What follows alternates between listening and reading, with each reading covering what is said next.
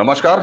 प्रारब्ध पर एक बार फिर आप सभी का स्वागत है। स्क्रीन के दूसरे हिस्से में आइए स्वागत कर लेते हैं बाबा रामदास जी का। नमस्कार। नमस्कार अवनीश जी। सर जी, स्वागत है आपका। प्रारब्ध और दद्दा की खरी खरी दोनों चैनल्स के दर्शकों का हार्दिक अभिनंदन। जी रामदास जी, आज कल भी हम लोग पिछली चर्चा में पंजाब की यात्रा पर गए हुए थे। पंजाब के बहाने हम पाकिस्तान भी गए, यूके भी गए और इस तरह की चीजों पर कुछ हमने चर्चा किया था। आज फिर हम आपको पंजाब ले चलना चाहेंगे, लेकिन पंजाब आज दूसरे मकसद से ले चलना चाहेंगे। और जब हम पंजाब आपको ले चल रहे हैं तो हम बात करेंगे पंजाब से जाने पर। एक हालिया खबर आई है जो काफी करीब 10-12 दिन हो गए इस खबर को बीते हुए, कि कनाडा में 700 के लगभग छात्र जो वहां पढ़ने गए थे और साल 2018-19 में ये पढ़ने गए थे, लगभग 4 साल इन्होंने पढ़ लिया है वहां पे। उनमें से 99.9% जो छात्र हैं वो ताल्लुक रखते हैं पंजाब से। इसलिए हम पंजाब की यात्रा पे आपको ले चल रहे हैं। ये गए थे कनाडा पढ़ाई करने, लेकिन जो इनको भेजने वाली एजुकेशन माइग्रेंट एजेंसी थी, जो कि जालंधर की बताई जा रही है जहां से पहली शिकायत आई, तो अब कुल मामला ये है कि ये पूरा इनका जो भेजा जाना था, इमिग्रेशन हुआ था, वो फर्जी था। 4 साल पढ़ने के बाद अब इन 700 छात्रों पर जो वहां की कनाडा सरकार है और उसकी एजेंसी है कनाडा सीमा सुरक्षा एजेंसी, CBSA, वो कह रही है साहब अब हम तुमको तो इंडिया भेजेंगे। तो जिस हल्के से ये आवाजें आ रही थी कि मर्जा मोदी मर्जा मोदी, वहीं से अब ये आवाजें निकलनी शुरू हो गई कि बचा ले मोदी बचा ले मोदी। पहले तो ये पूरा मामला क्या है सर, जानकारी दीजिए जरा दर्शकों। सर एक तो ना, जब देखिए मैं पिछले 14-15 साल से पंजाब की शिक्षा व्यवस्था से जुड़ा हुआ हूं जी।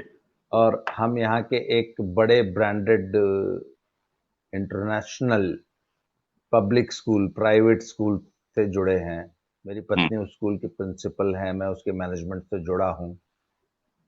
तो एक तो सर, पंजाब में जब भी कोई पढ़ने की बात करता है ना, तो मुझे बड़ी हंसी आती है कि अब छोड़ो यार, किसको बेवकूफ बना रहे हो।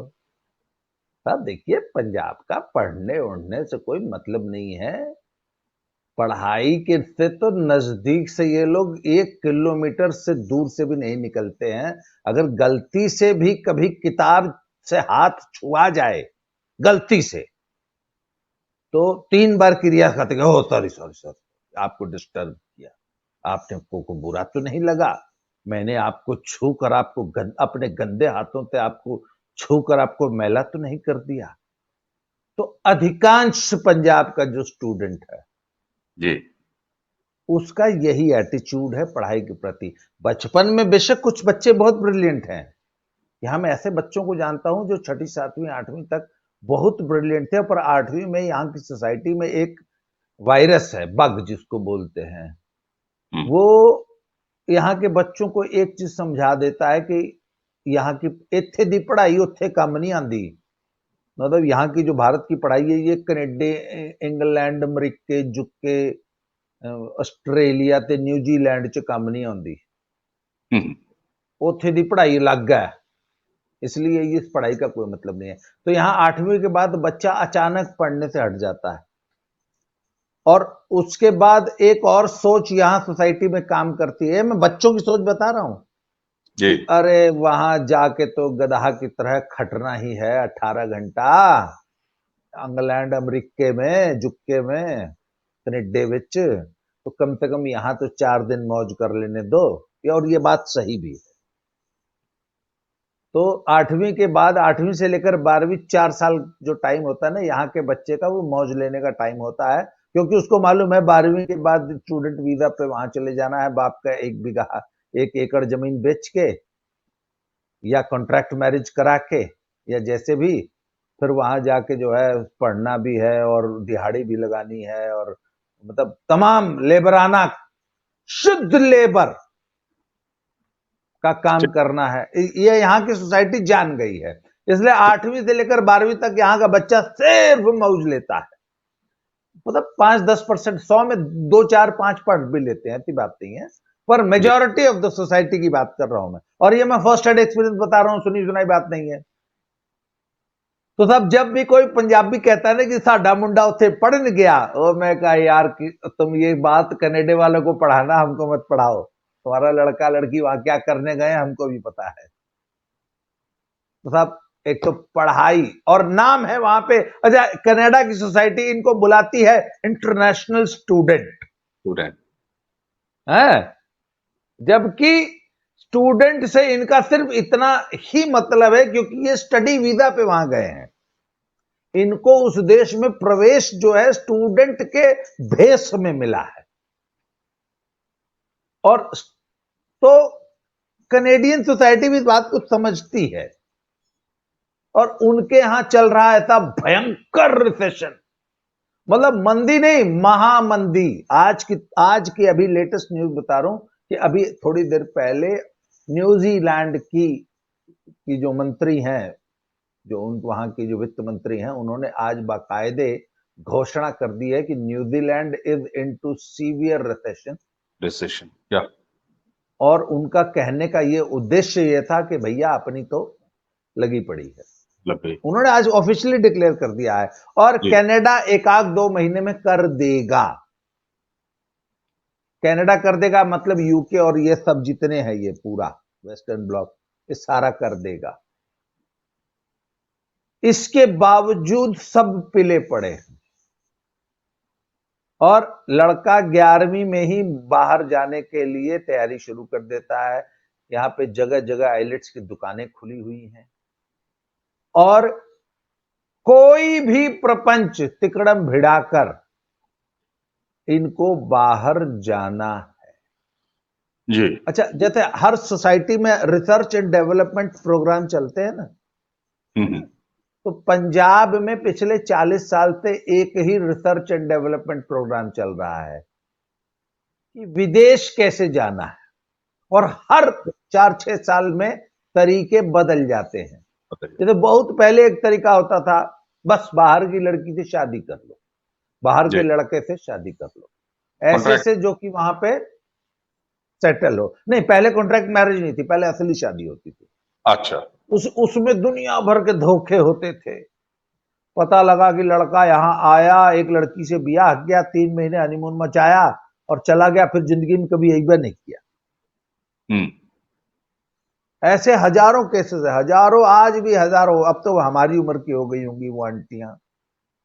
जब हम लोग जवान थे, मतलब 80 और 90 के दशक में, तो उस वक्त हजारों लड़कियां ऐसी घरों में, अखबारों में एक ही बात छपती थी। इसी बहाने आपने उनको आंटियां कहा, तो दर्शकों के सामने ये आपने स्वीकार कर लिया कि आप खुद अंकल हैं जी। तो कहने का मतलब ये था, तो हर 4-5 सालों में नया तरीका निकाल लेते हैं। फिर फर्जी पासपोर्ट पे फर्जी वीजे लगा के जाने लगे, जब तक डिजिटलाइजेशन नहीं हुआ था दुनिया में, है। तो चोरी का पासपोर्ट कई लाख में, मुझे याद है 90 के दशक में चोरी का पासपोर्ट जो है, जितने पासपोर्ट दिल्ली के पॉकेट मार चुराते थे, वो कई उस वक्त 1.5-2 लाख रुपए में बिकते थे। और वो पता नहीं कैसे वो जो है फोटो बदल के उस पर बंदे का मतलब चेंज करके किसी भी तरीके से जो है बाहर भेज देते थे अमेरिका और उन कंट्रीज में। आज से 90 के दशक में 5-6 लाख रुपए का रेट था। फिर इस तरह नए नए तरीके आते गए। तो अब जो लेटेस्ट तरीका जो इस वक्त सुपरहिट चल रहा है, वो है स्टूडेंट वीजा। 12वीं के बाद बच्चे को स्टूडेंट वीजा पे कनाडा भेज दो जी। उसी में एक नया तरीका निकाल दिया है कि जो स्टूडेंट वीजा में आइलेट्स पास ही नहीं कर सकते, वो आइलेट्स पास लड़की से शादी कर लो, उसका शादी का तब खर्चा दे दो, उसका जाने का खर्चा, तो वो 25 लाख रुपए में कॉन्ट्रैक्ट मैरिज वाला सौदा कर रहे हैं आजकल। वो भी बहुत तेजी से चल रहा है, उसमें भी बहुत फ्रॉड हो रहे हैं। ठीक, तो ये जो तरीके आपने बताए ना, और इस समय जो आपने बताया कि स्टूडेंट वीजा, ये जो है विशेष रूप से कनाडा और ऑस्ट्रेलिया और यूएस में तो बड़े कम चांस मिल रहे हैं, लेकिन कनाडा और ऑस्ट्रेलिया में सबसे ज्यादा जोर है। यहां मैं आपको बताऊं, आपको जैसे कि जानकारी है कि भारत सरकार के विदेश मंत्रालय की एक सांस्कृतिक संस्था है ICCR, Indian council of cultural relations. और दर्शकों के लिए भी मैं बता दूं कि मैं भारत सरकार द्वारा ICCR का उत्तर प्रदेश और उत्तराखंड, ये 2 स्टेट्स के लिए मैं उनका सदस्य हूं। हम अपने आपको ICCR की जो भूमिका है वो ये है कि जो इंटरनेशनल स्टूडेंट्स हमारे यहाँ आते हैं पढ़ने, या भारत के जो बच्चे हैं, छात्र हैं, वो जो दूर के देशों में, बाहर के देशों में पढ़ने जाते हैं, तो उनके बीच, यानी उनकी उस कंट्री और उन स्टूडेंट्स के बीच कल्चरल रिलेशंस को कायम रखना, वहां के कल्चर से उनको बताना। अब मैं आपको कनाडा का हाल बताता हूँ। आईसीसीआर की कुछ मीटिंग्स में मैं गया, तो उसमें ये पता चला साहब कि कनाडा में कोई इवेंट्स नहीं होते आईसीसीआर के। तो मैंने जानकारी चाही कि ऐसे क्या बात है कि आईसीसीआर के इवेंट्स जो हर दूतावास कराती है अपने अपने देश में, वो कनाडा में क्यों नहीं कराती? तो पता चला साहब कि वहां दरअसल स्टूडेंट्स तो खूब हैं, यानी वीजा खूब हैं, लेकिन छात्र नहीं है, इसलिए कोई हम्म आता ही नहीं। तो हम्म ऐसा कार्यक्रम आईसीसीआर क्यों करे जहां पर कि वहां के छात्र आते ही नहीं है? वो गए और एम्बेसी में एक बार उनका संपर्क हुआ, उसके बाद पलट के वो कभी आते नहीं। अब यहां भी आप देख लीजिए, जिन 700 स्टूडेंट्स की बात चल रही है, जिनको कि कनाडा की सरकार ने कहा कि हम डिपोर्ट करेंगे, वो 2018-19 से वहां पढ़ाई कर रहे थे। और ये पूरा भंडा कब फूटा है? वो भांडा तब फूटा है जब इनकी पढ़ाई पूरी हो गई और इन्होंने वहां पे परमानेंट रेजिडेंट के लिए अप्लाई किया। जब अप्लाई किया और वेरिफिकेशन हुआ डॉक्यूमेंट्स का, तो पता चला कि साहब तुम तो आए ही फर्जी लेटर पे थे। हम्म सर, अब इस बहाने ये मान लीजिए, ठीक है, इसमें विदेश मंत्री पी शिवशंकर ने थोड़ा इंटरवेन किया है कनाडा गवर्नमेंट के साथ, और थोड़ा सा टाइम इसमें मिला है, लेकिन इसका अंतिम सोल्यूशन क्या होगा ये देखने वाली बात है। हम्म अब हम वापस आएंगे उसी क्योंकि देखिए, समस्या जो आई है या आती है, वो तो एक प्रॉब्लम आ गई, लेकिन उस प्रॉब्लम के पीछे एक पूरा सोच होती है, एक पूरा तरीका होता है। तो आखिर ये बताइए सर कि पलायन का जो ये संस्कार धीरे धीरे अपना लिया है पंजाब ने, पहले तो पंजाब में इस पलायन के संस्कार को अपनाने की सांस्कृतिक या आर्थिक वजह क्या थी? क्योंकि हम और सारा देश तो ये जानता है कि पंजाब खुशहाल प्रदेश है, तो एक खुशहाल घर उजड़ क्यों रहा? सर, ये ना एक बहुत बड़ा सोच का विषय है। It is matter of thought process. Hmm. और पंजाब की जो, अगर आप इतिहास उठा के देखें ना, तो मध्यकाल से, बल्कि प्राचीन भारत के समय से भी हिंदुस्तान में जो ये जो पंजाब का जो प्रांत रहा है, और पुराना पंजाब मतलब सिर्फ आज वाला पंजाब नहीं, पाकिस्तान जब का पंजाब को मिला के, जी। पाकिस्तान हिंदुस्तान का पंजाब और हरियाणा वाला पूरा मिला के, हिमाचल भी मिला फिर, लीजिए। हाँ नहीं, हिमाचल तो फिर भी थोड़ा पहाड़ी पड़ जाता है ना।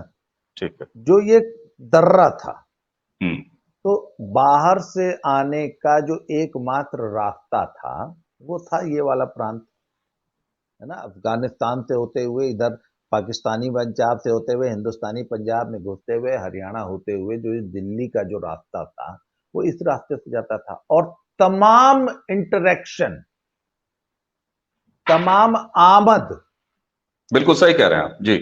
इसी रास्ते से होती थी। तो हजारों सालों से ठीक बात। इसी रास्ते से लोग आते जाते रहे। और पूरी दुनिया से जो भी भारत में आया, जी।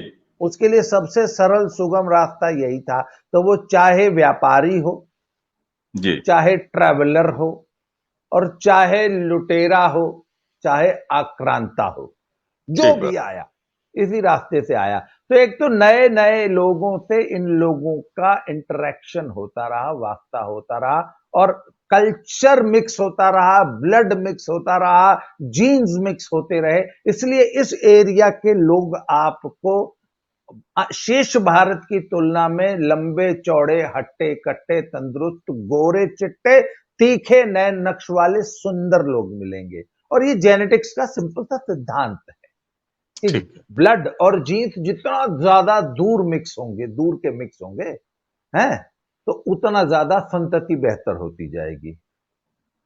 तो इस पूरे बेल्ट के लोग इसीलिए आपको लंबे चौड़े, गोरे चिट्टे, सुंदर सुनक्खे, अच्छे नए नक्श वाले मिलेंगे। ठीक।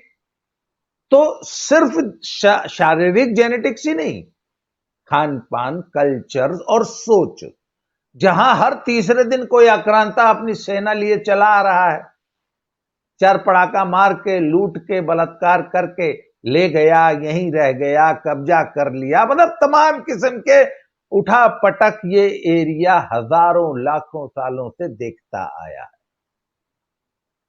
तो यहां एक तो जीवन की अनिश्चितता बहुत रही होगी उस जमाने में, पता नहीं कौन आक्रांता, कौन लुटेरा, कौन कब आ जाए, व्यापारी आ जाए, है ना, ट्रेवलर आ जाए, चिंतक आ जाए, मतलब बहुत कुछ। तो कल्चरली हमेशा रिच रहेगा ऐसा एरिया है, यहाँ का क्यूजीन हमेशा आपको रिच मिलेगा है, ठीक बात।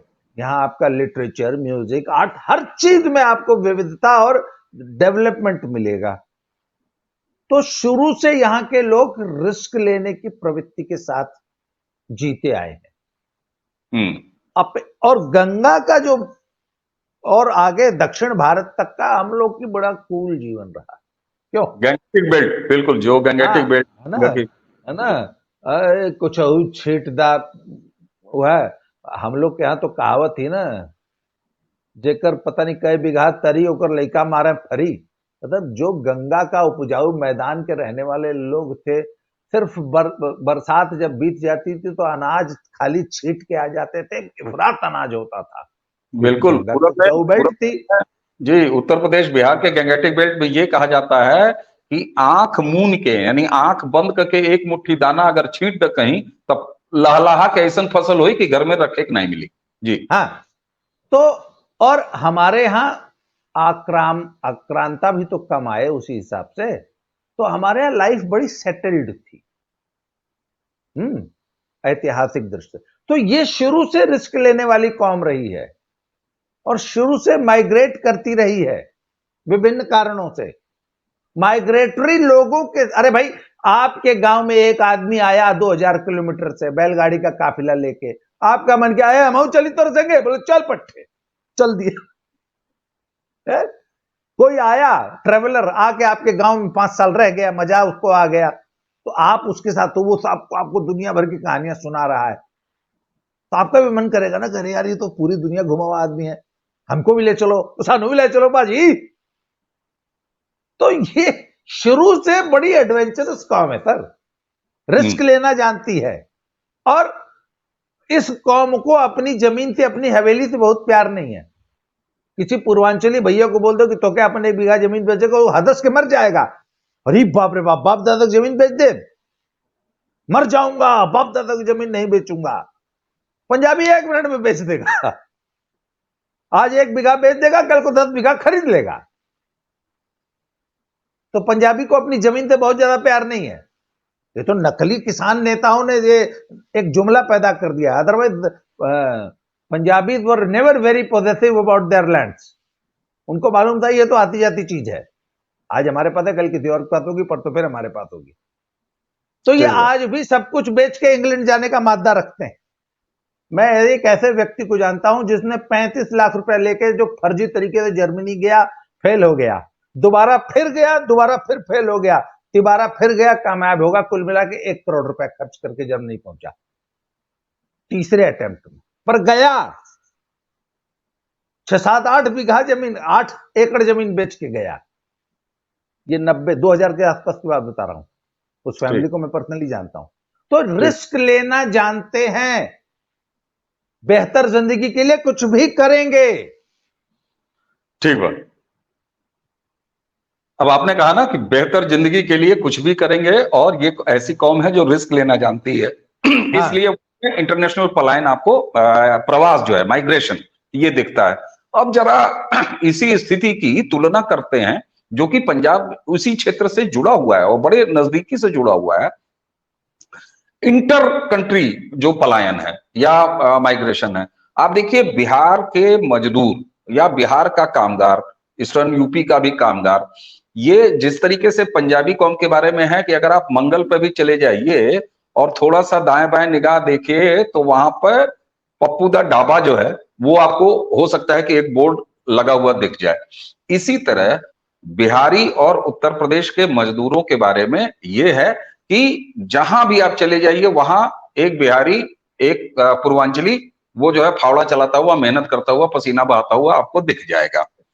क्या लेह लद्दाख बताइए, चलेगी सेना सड़कों पर, बीआरसी जो बना रही है। और कोविड पीरियड में पूरी ट्रेन भर भर के झारखंड से, बिहार से, पूर्वी उत्तर प्रदेश से मजदूर गए और सड़कें बनाए आए। तो ये वो कौम है।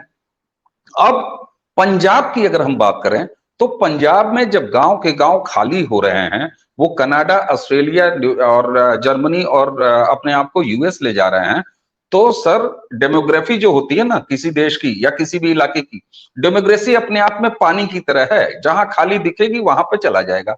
तो ये बिहार और उत्तर प्रदेश के मजदूर वो पंजाब में जाके सेटल हो रहे हैं बाकायदे। अच्छा, कोई जरूरी तो है नहीं कि परिवार का एक आदमी गया, परिवार का 100 आदमी चला गया तो 100 के 100 फावड़ा लेके अब वहां पर दुकानें और बाकी रोजगार में वो भी इन्वॉल्व हैं।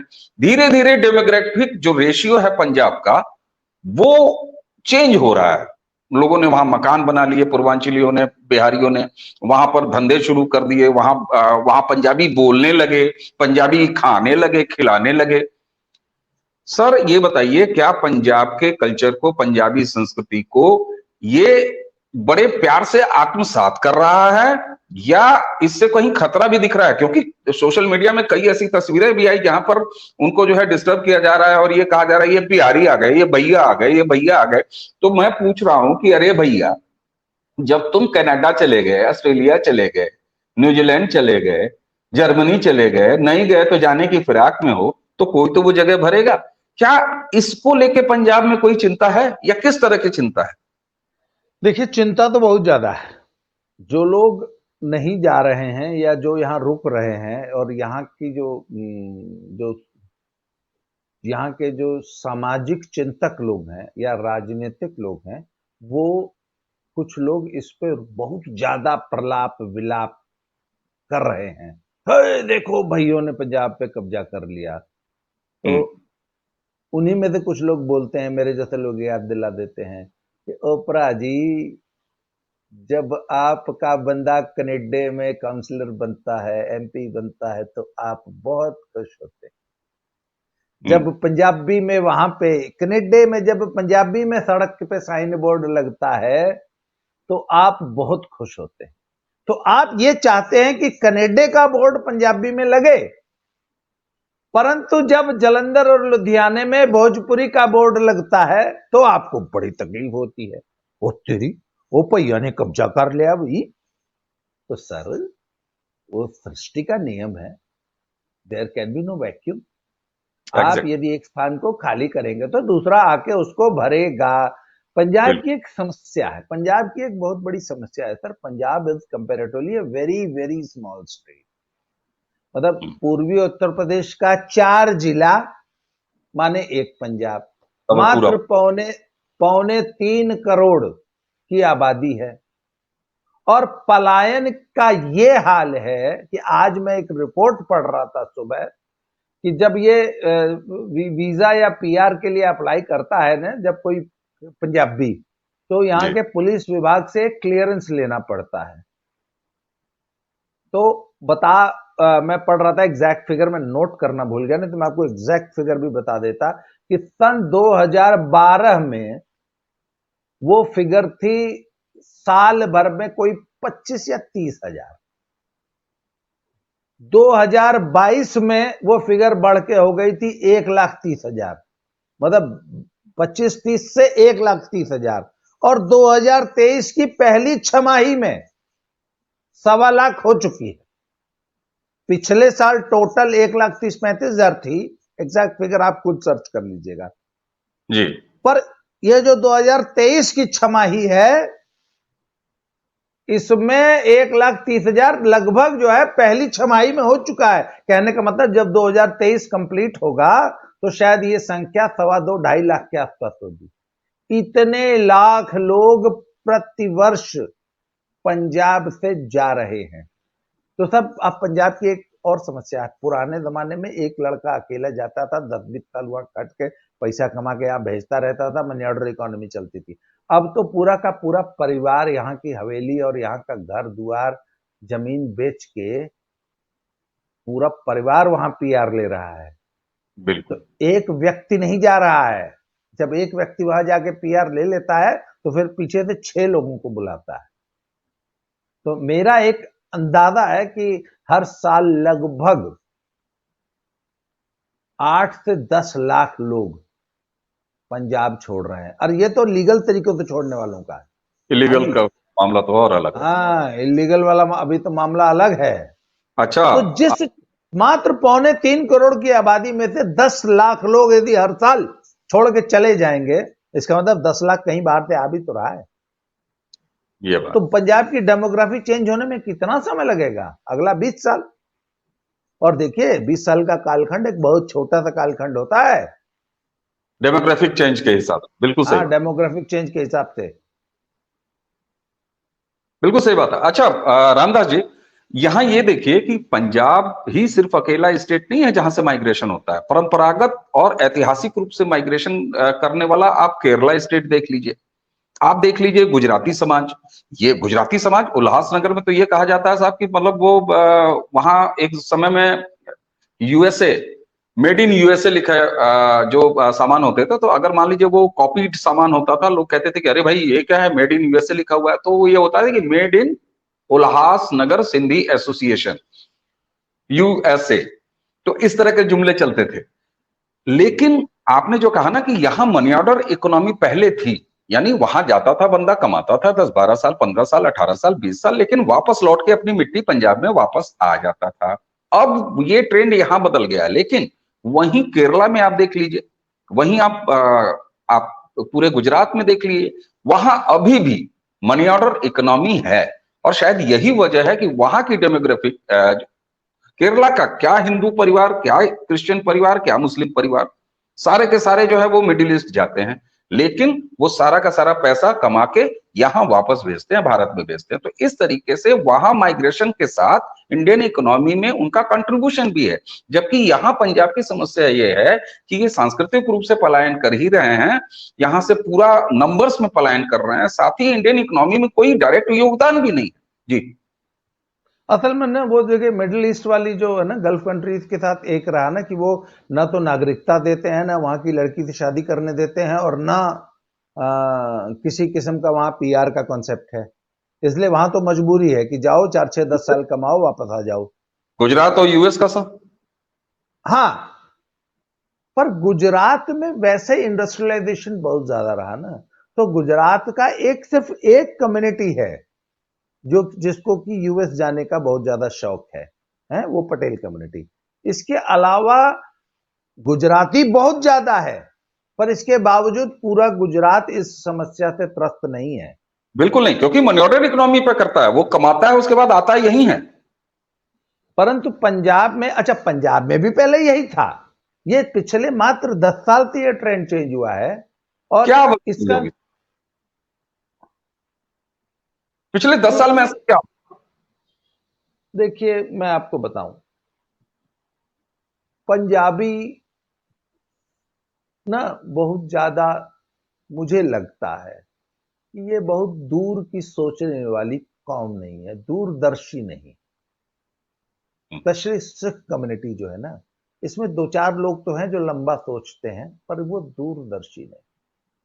और आज सिख कम्युनिटी, सिख रिलीजन के सामने जो सबसे बड़ा चैलेंज है, अब ये इसको महसूस करते हैं कि नहीं करते हैं, मानते हैं कि नहीं मानते हैं, परंतु मैं ये मानता हूं कि जब आपकी नागरिकता बदलेगी, तो it is not only the citizenship you change, hmm, ये एक सांस्कृतिक, सामाजिक और धार्मिक परिवर्तन होता है। बिल्कुल होता है।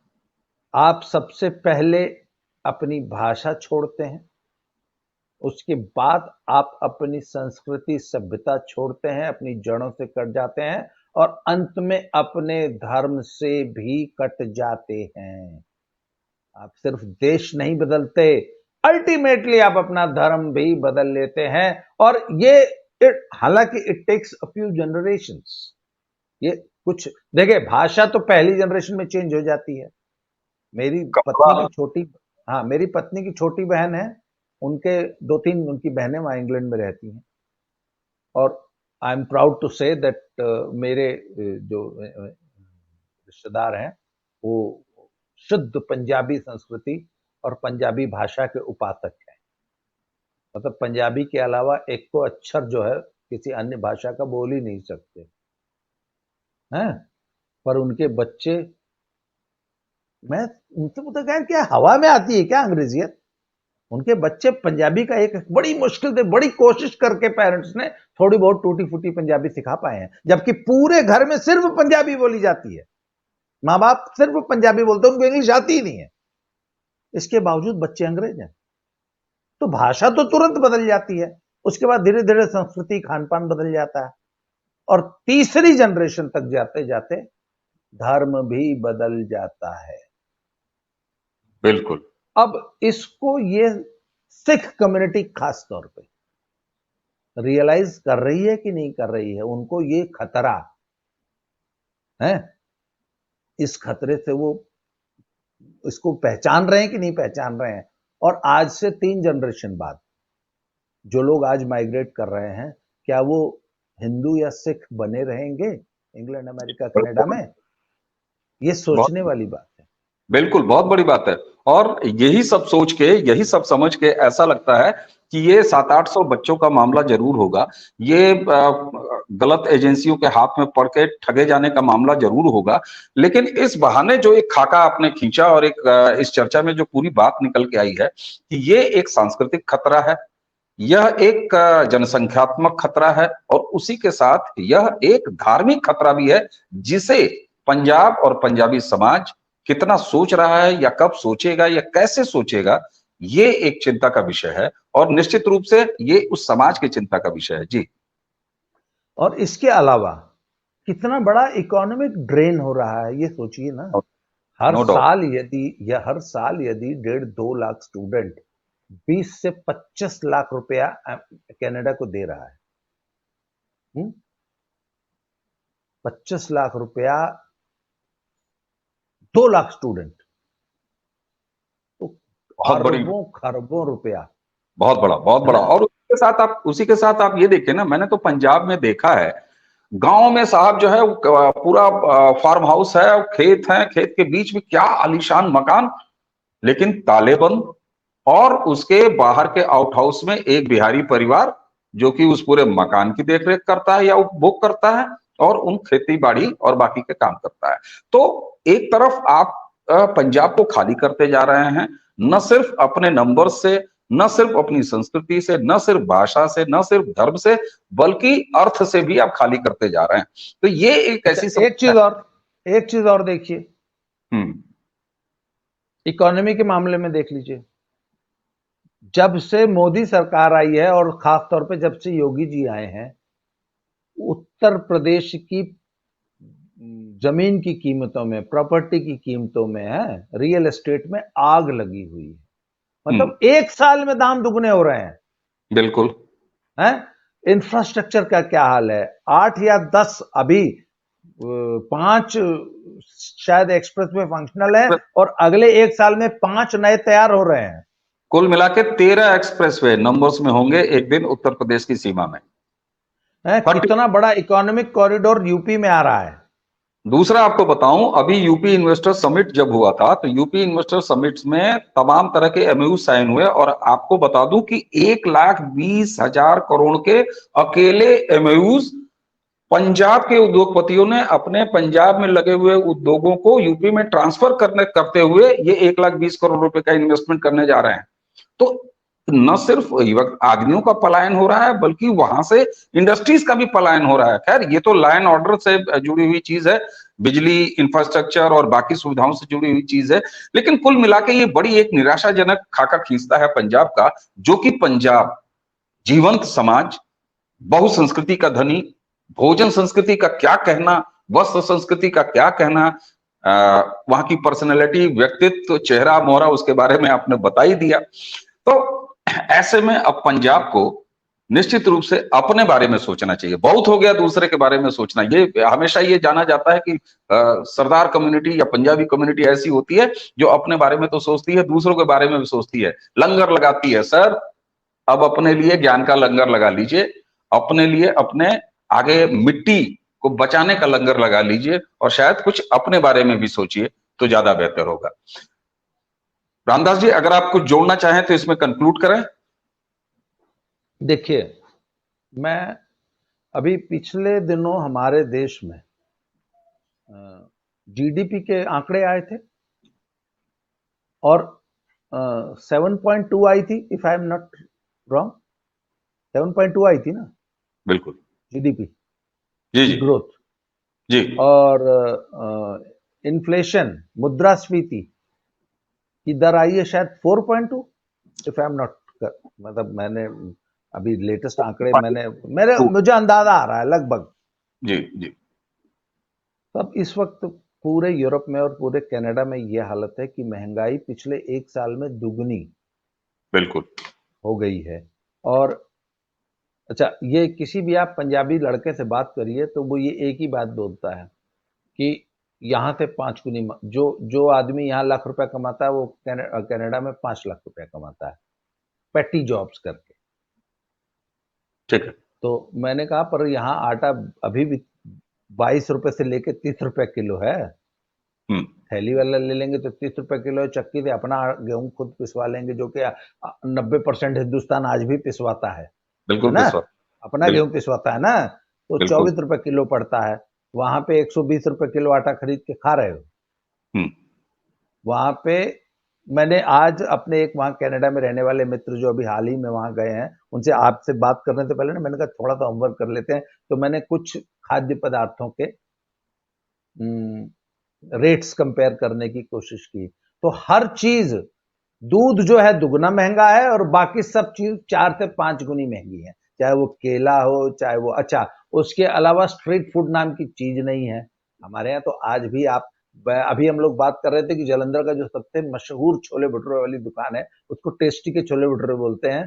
शायद मुझे तो लगता है हिंदुस्तान में इतना बढ़िया छोला भटूरा कहीं नहीं मिलता जी। तो वो छोले भटूरे जो हैं वो 90 रुपए की प्लेट है। तो वो बता रहे थे कि नहीं साहब, तो वैसे छोले भटूरे तो खैर कनाडा में मिल ही नहीं सकते उतने टेस्टी, पर यहाँ पे जो है वो 14 से $15 की एक प्लेट मिलती है, यहाँ पे अभी भी $1.25 की है। तो मैंने कहा यार एक बात बताओ ना, वहां हर चीज 5 गुनी महंगी भी तो है, तो अगर 5 गुना पैसा कमा रहे हो तो मामला तो ले दे के वही है। मामला तो बराबर ही है। बिल्कुल इस बिल्कुल। बात पर उनको लगता है कि एक तो ना अंग्रेजों के देश में रहना, पर मैं कहता हूं यार अंग्रेजों के देश में सी ग्रेड नागरिक बन, बिल्कुल सही। चाहे कुछ हो जाए, आप हैं तो उस देश के लिए विदेशी ही, देश ही। क्यों, बिल्कुल। इमिग्रेंट्स ही है ना, बिल्कुल मुहाजिर, अंत में तो मुहाजिर ही कहलाएंगे। बिल्कुल साहब। और आप सोचिए कि वो कौम जो अपना पंजाब, साडा पंजाब जैसे जुमलों हाँ को, अच्छे जुमलों को जीती रही है, वो कहीं दूसरे हाँ देश जाके मुहाजिर की तरह रहे, तो निश्चित रूप से हाँ उसको अपने बारे में सोचना पड़ेगा। और आप कह रहे थे कनाडा का, मैं कल रात में अपने एक कजन है हमारे यूएस में, पति पत्नी दोनों सॉफ्टवेयर इंजीनियर हैं, अपनी कंपनी चलाते हैं डलास में। मैंने उनसे पूछा भाई क्या हाल है, बोले यार किसी तरह से अब लग रहा है डे ही आना पड़ेगा, महंगाई बहुत बुरी है। उनको धनिया और लहसुन की चटनी टमाटर डाल के वो बड़ी पसंद है, बोले यार 10 दिन हो गए मैं वो मैनेज नहीं कर पा रहा हूँ, बहुत हालत खराब है। तो ये तमाम चीजें हैं, लेकिन ठीक है, हो सकता है इसी बीच में जैसे होता है ना कि परिस्थितियां सब सिखा देती हैं, और परिस्थितियां जब इस तरीके से प्रतिकूल हो रही हो तो देश की याद ज्यादा आती है। और एक चलते चलते एक शेर कहूंगा ना कि कैसा भी हो गैरों का बिस्तर तो गैर ही होता है ना, कैसा भी हो अपना घर तो अपना घर ही होता है, गैरों के बिस्तर पर यूं ही नींद कहां तक आती है। तो उम्मीद की जाए कि एक दिन बदलेगा। रामदास जी, आपने हमें समय दिया, प्रारब्ध के दर्शकों को समय दिया, ये वीडियो दद्दा की खरी खरी पर भी जाएगा। और दर्शकों, आप बहुत प्यार दे रहे हैं, दोनों चैनलों पर प्यार दे रहे हैं, लेकिन आपसे अधिकार सहित एक चीज कहूंगा कि नीचे वीडियो के कमेंट में अपनी राय जरूर लिखें, जरूर बताइए हमें आके कि और किन विषयों पे आपको चर्चाएं पसंद है, या जिन विषयों पे हम चर्चा कर रहे हैं उसमें क्या कमी है, क्या बेसी है, क्या घटाना है, क्या बढ़ाना है। क्योंकि एक चीज बताएं, आप है सुनने वाले, आप है देखने वाले, अगर आपके मुताबिक हम बात करेंगे तो इससे अच्छा कुछ नहीं हो सकता। तो आइए देते हैं रामदास जी को एक बार फिर धन्यवाद, और आप सभी को नमस्कार। नमस्कार जी। नमस्कार।